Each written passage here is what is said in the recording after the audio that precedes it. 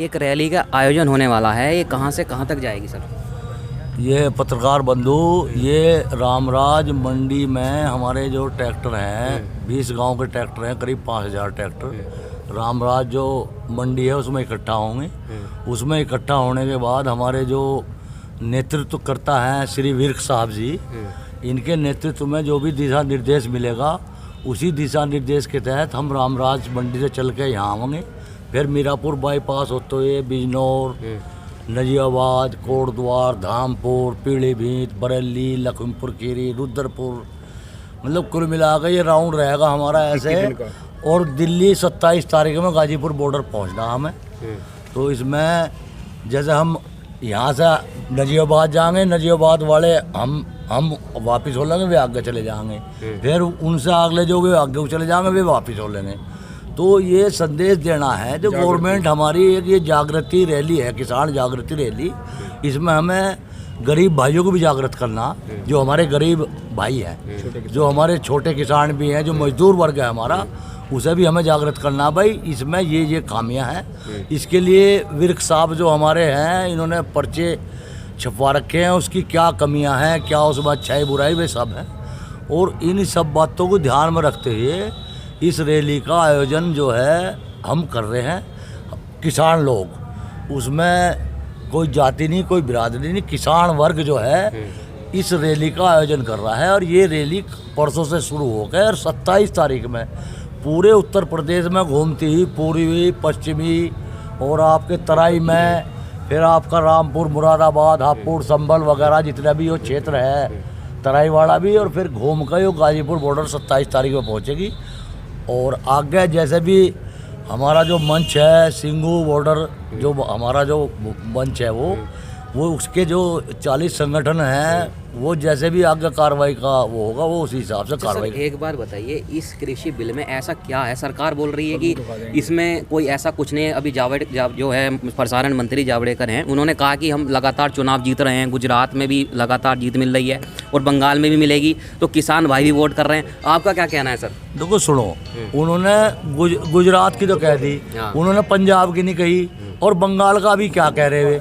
बंगाल में हमारा जो मोर्चा है, मोर्चे के जो हमारे किसान गण हैं मोर्चे के, वो तय करेंगे। बंगाल में किसान जो है रैली रख रहे हैं और पूरी मार्च की रैली जो है हमारी, जहाँ जहाँ ये चुनाव है वहाँ हम रैली, किसानों की रैली करेंगे। उसमें इनकी कमी बताएंगे बीजेपी वालों की। सपोज करो ये कमी बता रहे, प्रकाश बावड़ेकर जी या जावड़ेकर जी, चलो मान लो, हम लोग कह रहे ये कमी बता रहे, भाई ये अच्छाई बता दो। हम लोग कह रहे ये तो हमसे कमी बूझ रहे, हम इनसे अच्छाई बूझ रहे।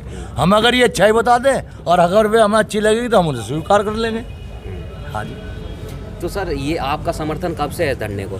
हमारा समर्थन जी, समर्थन करते हैं हम, तो हमारा समर्थन है नहीं करता है। तो हम आप बॉर्डर पर कितनी बार जा चुके? मैं 15 बार बॉर्डर पर जा चुका। अच्छा, आज गाजीपुर। अब क्या लग रहा है सर?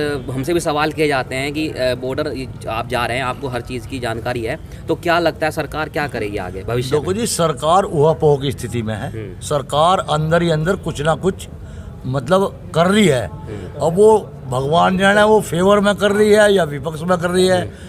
वो फेवर में कर ले तो अच्छा ही अच्छा, और अगर किसानों के विरोध में कोई काम करेगी तो सरकार के पैरों के लिए अच्छा नहीं होगा। अभी बालियान साहब का भी बहुत विरोध हुआ। हाँ, बालियान, हम लोग कह रहे गांव-गांव में बीजेपी के किसी भी मेंबर को हम यहाँ घोषणा नहीं देंगे, वो उसकी घोषणा कर दी जाएगी। हमारे जो किसान हैं भाई गांव-गांव में ये अपनी मतलब समिति में ये रखेंगे। भाई किसान भाई सभी अपील है कि भाई गांव में किसी भी बीजेपी के मंत्री लीडर को ना बुलावे। अगर उसे बुलाओ तो उसे बाहर बात कर लो, भाई क्या चाहते हो तुम, क्या करना चाहते। किसान के हित में अगर तुम हो तो अंदर आ जाओ, नहीं हो तो बाहर के बाहर। तो सर समय क्या रहेगा आपकी जो रैली है, क्या टाइमिंग क्या रहेगी? परसों विर्क साहब ने 8:30 9 के बीच बताया, तो वही समय रहेगा जी। वो 9 बजे हम यहाँ तो चल देंगे। अच्छा, हाँ जी। और बदली करते हैं। जो समय स्थान आपको बल्कि कुछ छूट गया स्थान, तो स्थान तो है 30-35, तो वो विर्क साहब बताओगे। जी सर। जी, समय सारणी क्या रहेगी सर? समय यहाँ से हमारा 9 बजे निकलने का है।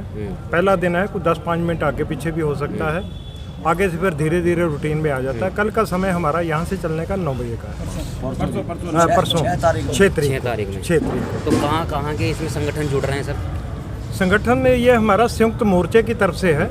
संयुक्त मोर्चे में 500 संगठन है। तो ये जो किसान संयुक्त मोर्चा है उसी में 500 में सब संगठन है। उसको अलग अलग नाम लेने लगे तो 500 संगठनों का नाम लेना जो है बहुत मुश्किल है। तो ये संयुक्त मोर्चे का प्रोग्राम है। तो संयुक्त मोर्चे का प्रोग्राम अब ये वहाँ बैठे बैठे बहुत दिन हो गए हैं, छोटे मोटे काम करते हैं। अब धीरे धीरे हम लोगों ने ये पंचायतें शुरू की हैं, महापंचायतें। इन पंचायतों से थोड़ा सरकार को पता चला है कि खाली किसान यहीं नहीं बैठा है, हर जगह पे है।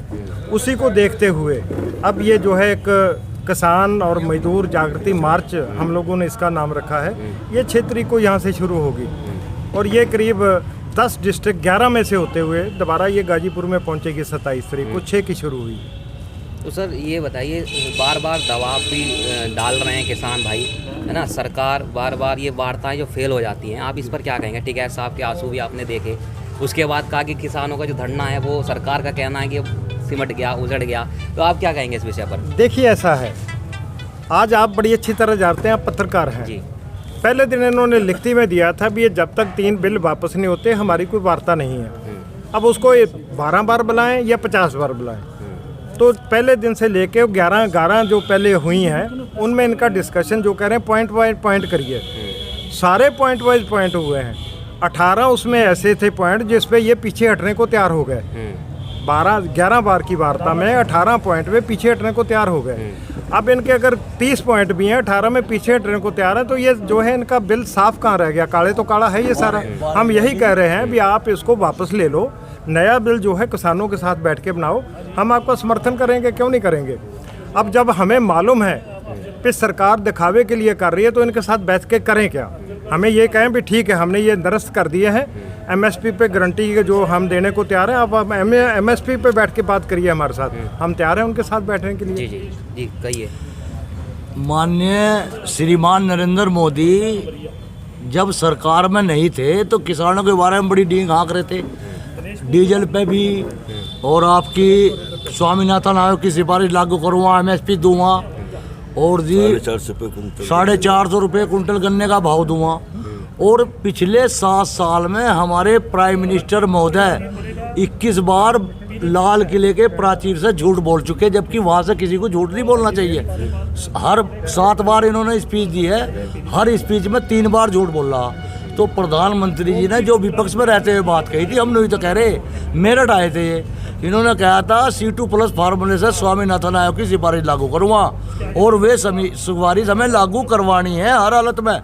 और जो सरकार हमारी मांगों को प्राथमिकता देगी, हमारा कोई टेक्का नहीं है, अरे हमें तो खेती करनी और जिसे राज करना, अगर हमारी सारी बातों को प्राथमिकता के आधार पर लेगी तो हम तो उसी समर्थन दे देंगे, उसी वोट दे देंगे। तो सर आपने मोदी जी को वोट दिया था 2000? अजी मोदी जी को दिया, हम तो अब खोपड़ी पीट रहे अपनी, अब खोपड़ी अपनी पीटे, बताओ गलती हमने करी, खोपड़ी अपने बाल फाड़ेगा और क्या करे है जी। हमने मोदी को वोट, देखो छोड़ो, वोट देने के कारण होते हैं। इन्होंने जो झंझट हो गया था, हाँ बहुत विवादित, जो बहुत अच्छा नहीं हुआ था कवाड़ कांड, इसमें ऐसी लोगों की भावनाएं आहत करी इन्होंने, दोनों वर्गों की अब इतनी आहत करी कि बहुत बड़ा। और आज हम सब एक, मुस्लिम और जो विवाद हुआ था, हम सब एक है और गले मिलकर सब एक है। उस विवाद की वजह से ही, और अखिलेश थोड़ा किसानों पर ध्यान देता तो ये रात थे। और हम अब भी कह रहे, किसानों को किसानों की मांगों के अनुरूप जो गवर्नमेंट कार्य करेगी वही किसानों का वोट पावेगी, अन्यथा वोट नहीं मिलेगा। जो किसान हित की बात करेगा वही देश पर राज करेगा, ये 1 बार कवा लो या 100 बार कवा लो। हाँ जी, 2022 कैसा रहेगा भाजपा? 2022 हम इसका विरोध करेंगे जी, डंके की चोट पे पलट कर। तो भाई इन्हें समुद्र में तो हमारे बस की गेंद ना है नहीं, हम हर आदमी से कहेंगे भाई इनका विरोध करो, इन्हें वोट मत दो। हम वोट नहीं देंगे अपने जीवन में, अरविंद चौधरी अपने जीवन में वोट नहीं देगा बीजेपी को, चाहे ये हमारे लिए। अब सुनो, पिछले पिछले 4 साल में 28% महंगाई बढ़ी है और हमारे गन्ने पे इन्होंने 1 रुपया नहीं बढ़ाया। आप 25% भी लगा लो तो 25 थी 75, 25 रुपये 75 रुपये चाहिए।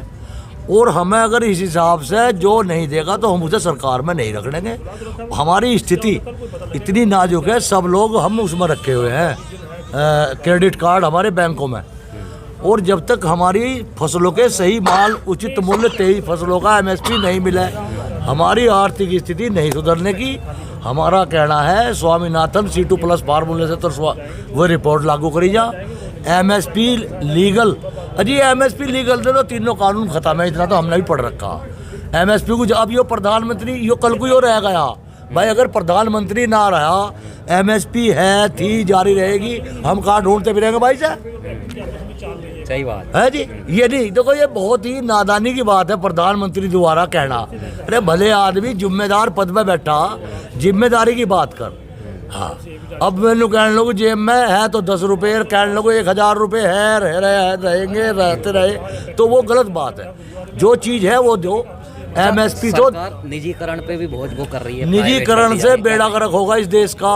अच्छा, कैसे? ये ऐसे होगा, ये जो गवर्नमेंट है बड़े लंबे प्रोग्राम लेकर चली है, एक देश और एक वो इलेक्शन, एक निशान, एक इस तरह की बातें हैं। ये अपने अलावा जो आदमी ये कह रहा है कि मैं 50 साल राज मुझे करना, क्यों भाई तू कोई कवि है या कोई तू ज्योतिषी है तो 50 साल राज करेगा, तो उसके मन में क्या होगा या कैसी योजनाएं होंगी जो वो 50 साल राज करेगा।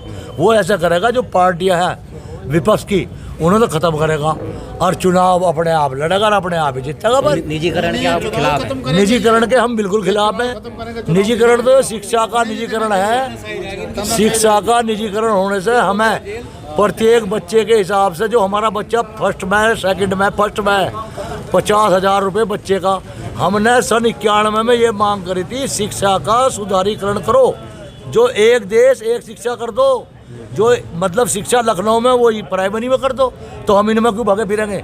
अब ये जो स्कूल खुले हैं प्राइवेट, ये इन लोगों के हैं, इन्होंने पैसे दे के या कैसे ही बना रखे। हमारे यहाँ शिक्षा, चिकित्सा, रोजगार, नौकरी कहीं नहीं है। चिकित्सा एक बार कोई अस्पताल में चले जाओ, साले की जमीन बिक जाएगी, कोई आदमी नहीं बचा, जा तो ये 1 लाख रुपए लाओ जी।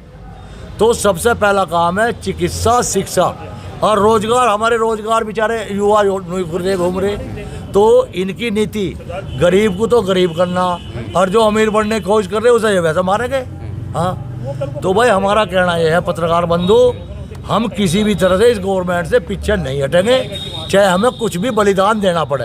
अभी तो हमारे आदमी तो को भगवान, भाई वो भगवान ने लिए, अगर हमें इनकी गोली के सामने भी अड़ना पड़ा तो हम छाती अड़ा देंगे, लेकिन कानूनों को हम इन्हें MSP जारी करो, स्वामीनाथन आयोग की सिफारिश लागू करो C2+ फार्मूले से, और ये अपना राज करो और हम अपना काम करेंगे। संतुष्ट हैं आप सरकार से?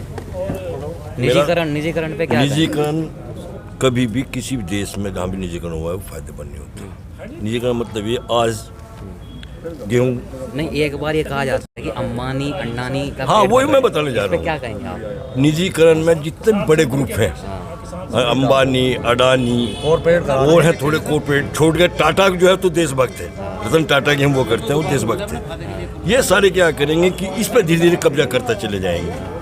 जिस मजदूर को इसे अकेला ये जो आंदोलन है ये सब किसान के हित में नहीं, ये उपभोक्ता पे सबसे बड़ा फर्क पे उपभोक्ता पड़े। जब निजीकरण हो जाएगा, ये किसान से गेहूँ खरीदेंगे 2000 खरीदा, इनकी तिजोरी में आगे 4 बड़े सेठ ठोकेंगे, वे फिर मन मर्जी वो उस आटे को 50 रुपये किलो बेचेंगे, 100 रुपये किलो बेचेंगे, दाल का रेट होगा, चावल का, तो इसमें सबसे ज़्यादा किसान तो जिंदा रह लेगा क्योंकि वो अपने खाने लायक रख लेगा, लेकिन जो उपभोक्ता है वो जिंदा नहीं रह पाएगा, मजदूर जिंदा नहीं रह पाएगा, वो इतनी महंगाई हो जाएगी कि वो बर्दाश्त से बाहर हो जाएगा। तो सबसे ज़्यादा नुकसान निजीकरण का जो है।